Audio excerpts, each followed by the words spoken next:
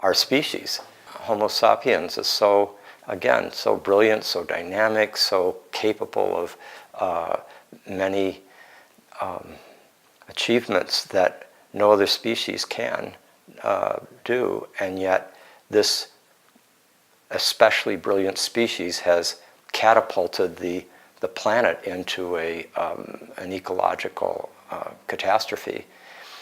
How do we make sense of that? You know, how do we hold the light and the shadow at the same time? And I think one way of entering into that is to start to recognize certain deeper patterns in our self-understanding. For example,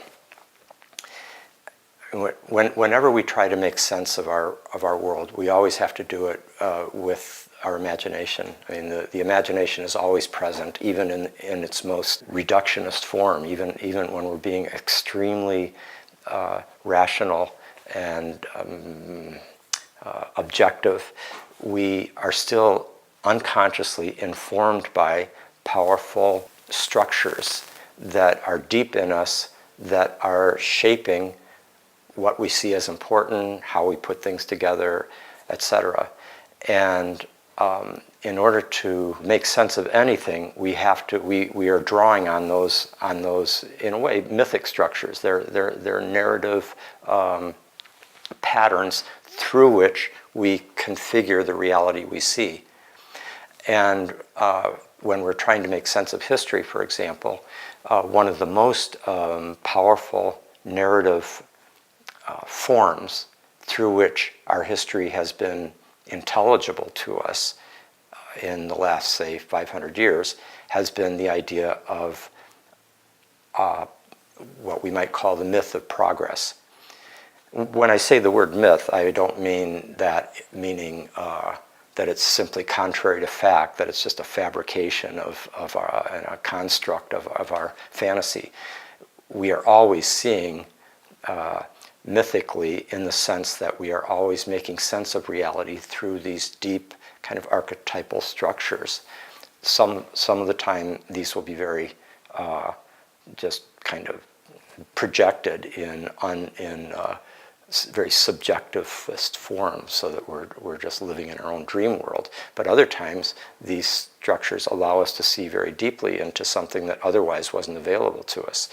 But we're always seeing through these powerful narrative forms. And the mythos of progress, the idea that we have moved from an earlier state of relative limitation, constraint, darkness, ignorance, suffering, to an ever brighter modern future where we are moving towards a higher state of knowledge, of freedom, new horizons opening up within which we will realize our potentiality, etc.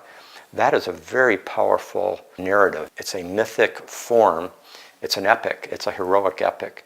And even the most self-styled, objective, scientific, rational, modern mind is still unconsciously informed by that mythos. It gives us a lot of our sense of dynamic confidence that we are moving towards something extremely valuable, and that human beings are, and a particular kind of human being, namely the rational, modern individual self, is capable of bringing this powerful evolutionary advance to the whole universal project.